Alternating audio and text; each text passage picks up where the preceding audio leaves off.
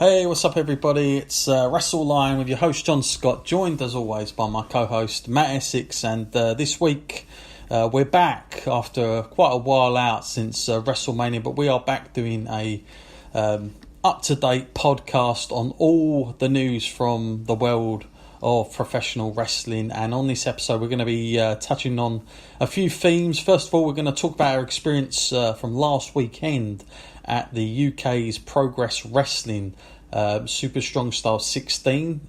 Myself and Matt attended that as press, and we'll give you a little rundown of our experience there, plus the WWE's TV ratings and how they're going at the moment, or have been going for the last year, 2 years. I don't know how far back we can go with it. Plus the news, of course, on just coming in recently that Goldberg will be facing none other than the Undertaker at the Saudi Arabia show. And following that, AEW Double or Nothing coming very, very soon this month. And more about that, plus the TV deal, the rumoured TV deal that is now officially almost sorted out.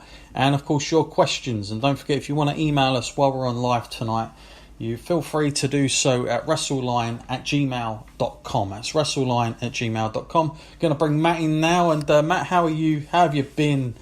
Been a long time since I know we've both come on air on a podcast. We've done some videos, but as far as us on here, we've been a little bit out, but we're back now. How have you been, Matt? And we're sort of into that stage. I always sort of call this it's a sort of come down stage after WrestleMania, isn't it? But here we are. How are you doing, and how's your wrestling experiences been going?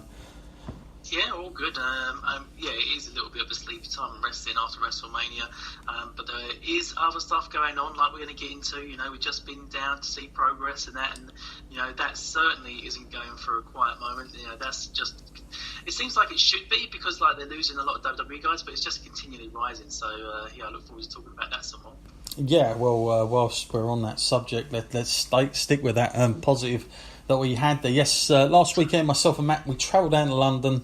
Had a great 3 days, not just 2 days, but it was a 3-day weekend. We had a bank holiday on a Monday at the Ali Pali, that's the Alexandra Palace, a very good old venue. It's really old, in fact. I was looking at the history of that place the other day. I mean, it is, way back, but you can certainly tell. But it's a great place to go. Last year we had the Royal Albert Hall for the NXT UK tournament that happened, but this sort of had that great feel as well, that sort of tradition, great venue there at the Ali Pali. I've been there before to see other sports, but never wrestling, so that was cool. And Matt, I mean, speaking purely as wrestling fans, I mean, I had a fantastic time at the show, not only in terms of the talent that we had there, but it sort of said to me, Matt, that it doesn't sometimes matter how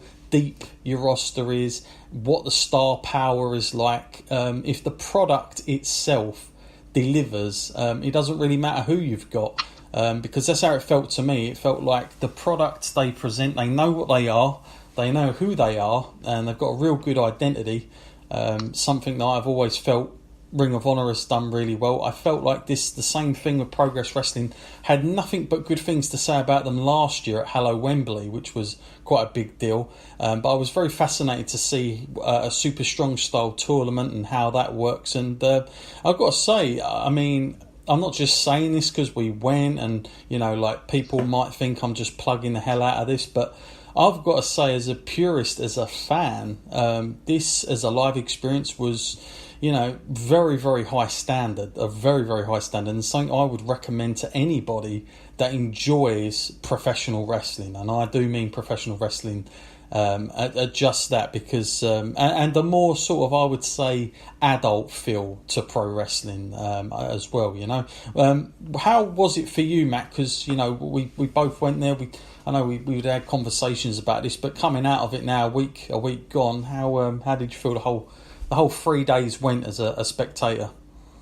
Oh yeah, it was great. I mean, understandably, it was a long weekend. I mean, those kind of wrestling shows, they were long. You know, we was getting down there around 2 p.m. each day, and then we was coming home about 10 p.m. Yeah. You know, so it was definitely long hours put in as a fan, but well worth it. So if you're a hardcore wrestling fan and that is your thing, then this is really the company for you, because you definitely get your money's worth.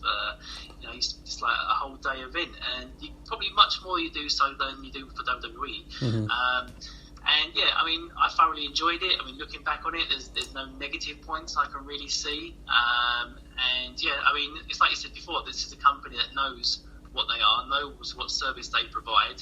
And if you like those kind of things and you like seeing tournaments, because this is what this whole thing was, like a 16-man tournament, I liked it because in WWE, for instance, you kind of can tell who they're pushing you towards and who they want to make a big star. But in the Super Strong style, it was great because they could have gone with anyone, really. It could have been even been a WWE guy. There was no certainty that it wouldn't be. But, so it does keep you guessing, and a lot of the results weren't exactly the way that I thought they would go as well. So, I was pleasantly surprised. Yeah, I mean, on a side note, as far as tournament goes, this completely destroyed what we saw last year at the NXT UK one at the Royal Albert Hall. I mean, it just demolished it, in my opinion. The stakes were there, and like you say, the unpredictability of it was much better. But yeah, I thought this was very much sort of, I guess, what we reviewed years ago, Matt, on our Wrestling Skull podcast when we'd done the King of the Ring retrospective. It was more of that sort of feel, the old traditional way of getting a guy over, bell to bell. As opposed to these sort of gimmick things that we now get today. I mean, yeah, we see hundreds of tournaments now by WWE, but, like you say, Matt, whether they have real significance anymore, and, there is always that storyline element thrown in there, even Money in the Bank to a degree, and that's kind of what it's become now, King of the Ring. It's sort of merged into a Money in the Bank gimmick. I kind of feel like the whole tournament setting, to watch a guy rise up bell to bell, in 3 to 4 matches, there's something good about that. There's something very genuine to see as a fan and get behind after that sort of rise when you do it bell to bell. But of course, it does mean that you don't have all the what you call fluff in between. There isn't too many sort of rivalries going on through the nights, and it is just mainly done bell to bell, which is an old way of doing, but it's very, very I mean, it didn't throw me off not having them, I've got to say. We didn't see, those matches were put in brackets, we come back the next day, we see those matches and so on to the last day, but to me, I didn't really feel like, I need an interview or I need some shenanigans to happen backstage for me to get into it more. I just didn't feel I needed that at all. I certainly wasn't missing it. And I know something like, if we're so used to, Matt, we're so educated these days in that we need those kind of things, at least one or two of those things to happen through the night to sort of, for some reason, keep us engaged. But I really like the fact it was all bell to bell, and the only kind of grudge matches that we got were kind of like segregated from the tournament, and they kind of span them off through the 3 days. But yeah, I mean, I've got to say the tournament was excellent and really did sort of outshine most of anything I've seen elsewhere. Of course, Matt, we went there as press. We were treated to some really, really good interviews and meeting some of the talent backstage. I want to say first and foremost, before I get into that I want to say a big thank you to James that helped us out. Done a really good job. Literally, 3 nights before the show happened, got us hooked up, got us passes, and very, very well treated and looked after, I felt, by him. But Matt, we got to see a lot of talent, guys. Look, me and you are quite keen on somebody like Paul Robinson, who lives very local to us, and to get to see him up and close in those interviews, I felt like for me, Matt, the interviews that we were seeing, I mean, I know it's with press, I know it's not their own guys, but I mean, they were kind of staying in half character, I would say, and I liked the fact they were doing that, and I liked the fact of the realness of it,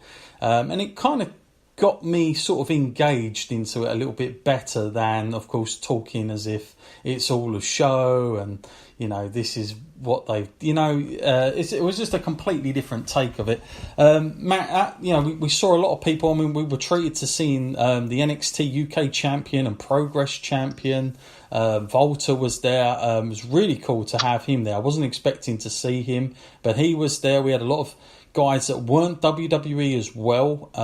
And, of course, one of the big names that was leaving that weekend, Matt, was Jimmy Havoc, which was quite a treat, wasn't it, to see him in that sort of farewell match, which the death match between him and Paul Robinson was absolutely crazy. I mean, we saw them last year, Matt, at Hallow Wembley, and I remember me and you talking about it on the podcast then. But this was, I would say this was even went one step even further, didn't it, with the amount of carnage they were putting on each other. But, you know, I've got to say, I don't want to just, I think it's kind of cheap to just call it that, because I know that Jimmy Havoc during his interview was talking about he was trying to get across the deathmatch element, that there is more to it than just that of course there is that involved, but there's a story to be told as well. And I kind of felt like, having seen Paul Robinson and Jimmy Havoc last time, this really helped me kind of engage into why he would want him as his last match.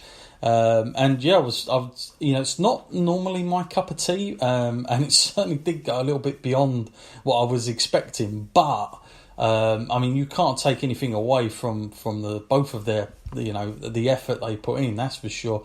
Matt, was there anybody when, you know, we were doing those interviews that you was quite surprised by, or you sort of learnt a little bit more about, or you know, had a different opinion of after some of those interviews that we had? Oh yeah, definitely. I mean, I think it was the case for most of them, because you get to see a different kind of dimension, and I suppose it is different being in the room with them as well, because, you know, you do get that kind of superstar vibe, you know, that charisma that just kind of emanates from them, and some of them were definitely displaying that. And yeah, of course, Jimmy Havoc, you know, he of course, he is a very interesting guy. I'll say that much. Yeah. A very interesting character, a very off the wall, and yeah.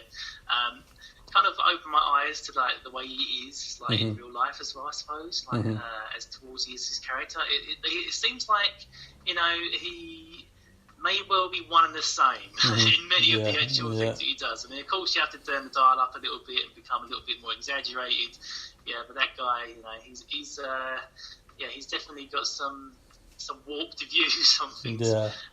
But speaking of that as well, the new guy that we saw, the up-and-comer, Darby Allin, you know, that guy, you know, I'm sure he will be quite the talent in a few years to come. He seems to be on the rise, and I can see, you know, from the way he was talking and that, you know, he definitely has that kind of commitment to his character.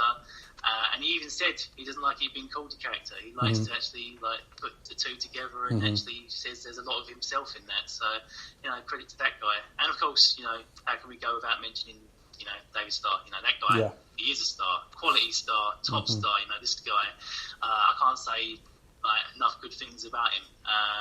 I didn't know too much about him before I went there, and you know, maybe that says something bad about me. You know, maybe I'm not like searching out all these gems that I haven't discovered yet. But you know, this guy definitely opened my eyes, and I can see why he is like the progress kind of guy that they're going to go with now. Yeah, sure. Now, for anybody that wants to check those interviews out, they're on our YouTube channel. We've just literally created one. So just go to WrestleLine Podcast on YouTube. You can check all of those out. I've been uploading them through the week. Still got some more stuff to put up as well, but they're all there. And you're going to see, you know, maybe people you've not heard of. I don't know. You may well have done. You may have seen them in different promotions. They definitely get around, that's for sure. But as Matt said, two of those names, they're off to AEW, believe it or not. I mean, they're going to be there working for them soon. So, and then, of course, like Matt said, you've got NXT guys, you've got NXT UK guys.